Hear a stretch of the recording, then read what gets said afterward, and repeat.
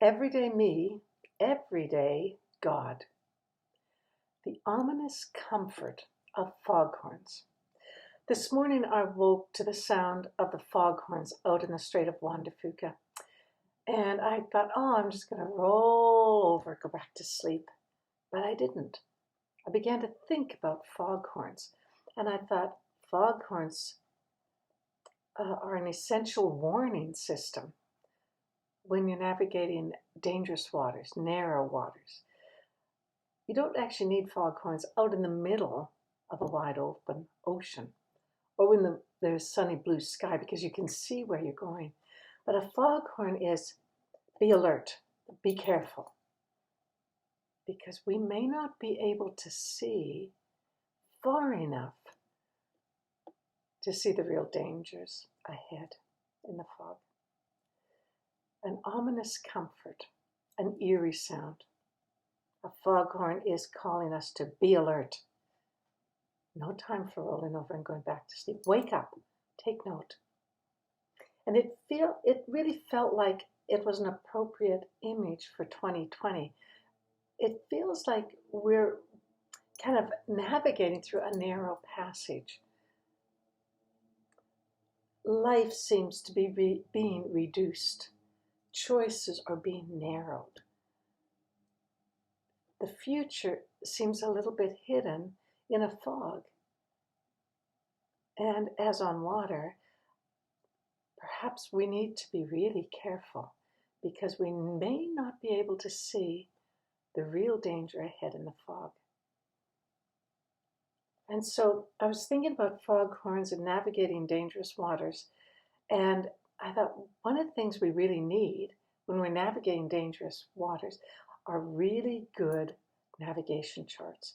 We need to have accurate, up-to-date navigation charts. We need to be able to read them to get all the minute details of where are those ragged rocky outcrops along the shore? Where are those ragged rocks just under the surface of the water? Where are the strong undercurrents, the tide movements that will catch us by surprise and sweep us along? Where is all that sea foam coming from? Why is it there when you can't see anything except the foam on top of the water? What's underneath that's creating such spit in the ocean?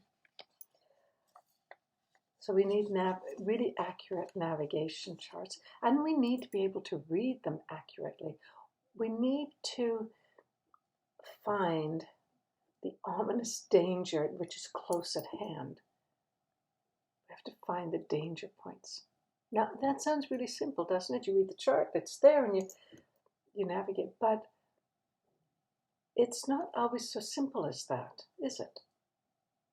Otherwise, we would have already found our way through the fog to some degree, in a greater degree perhaps than we have. I think that if we take that analogy into our own lives, our navigation chart is the Bible. Even in 2020, it is our navigation chart. And the problem is we can't open to Mark 17 to find out whether we should send children back to school or whether we should keep them at home. We can't go to Luke chapter 5 to give us a formula for finding a miracle COVID vaccine, because it doesn't work like that. But our navigation chart, the Bible, does establish principles on how we will work together, how we will guide our behavior together as people.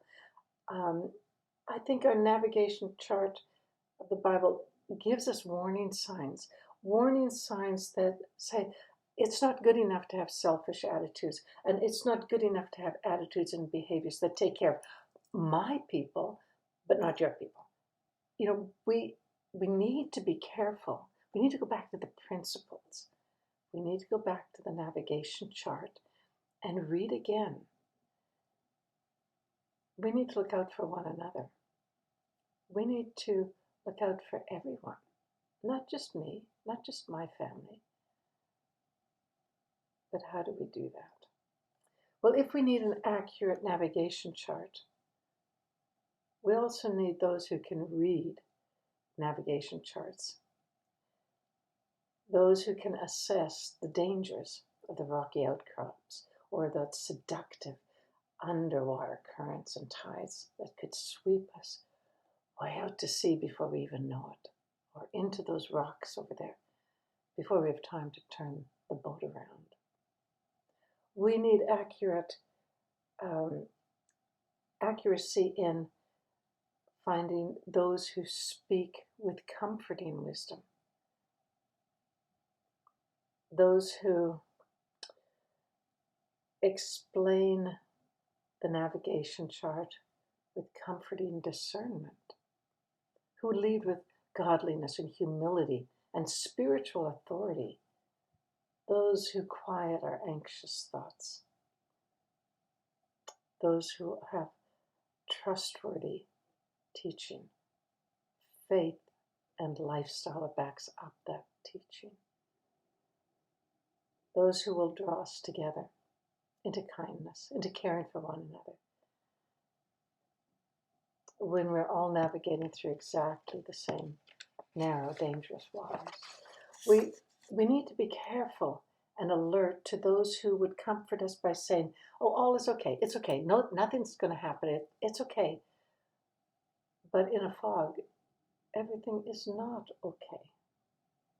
We need to read the signs well. We need to read the signs on our chart well. And I was thinking, there are those who would like to lean back and say, all is well, no problem, when it is not.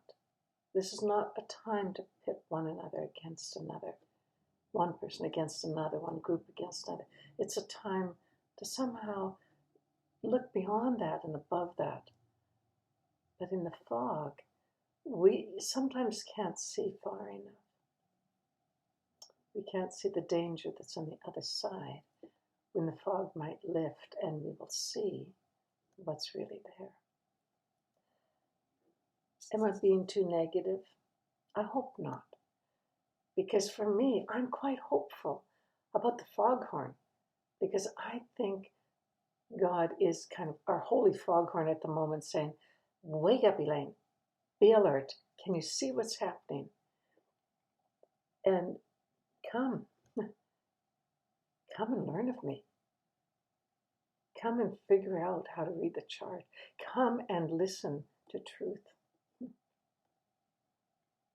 Maybe the ominous comfort of our foghorn, of the foghorn in our current 2020 fog, might be that invitation from the Holy One to read our navigation chart again with new fog-enlightened sight and follow Jesus, who not only knows the way through and can navigate us through, but who is the way for all of us.